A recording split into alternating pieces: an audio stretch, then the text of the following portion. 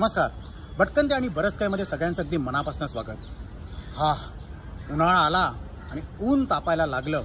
March April सुरू झाला की आपल्याला एक तर घाम येतो, चिडचिड सुरू होते, काही खावंसं वाटत नाही.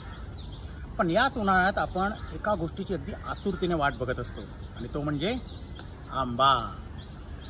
आंबा ही एक अशी गोष्ट आहे, म्हणजे आंबा आवडत नाही असा माणूस आपल्याला जगात शोधून सापडणार नाही, बरोबर ना? पण या आंब्याचे पण वेगवेगळे प्रकार असतात. म्हणजे देवगड आंबा, रत्नागिरी आंबा, हापूस आंबा, प्रत्येक आंब्याची एक त्याची वेगळी चव असते. पण हा आंबा झाडावर लागतो आणि झाडावरून जेव्हा आपण हा आंबा तोडतो त्याची एक चांगली प्रोसेस आहे, एक इंटरेस्टिंग प्रोसेस. आणि ही प्रोसेस बघण्याची पण एक गंमत आहे. म्हणजे ही जी कोकणातली माणसं आहेत ती झाडावर इतक्या वेगळ्या पद्धतीने चढतात आणि तो आंबा इतक्या अलगद तोडतात की याला इजासुद्धा होत नाही. आणि तेच आपण आजच्या एपिसोडमध्ये बघणार आहोत. तर बघूया, चला.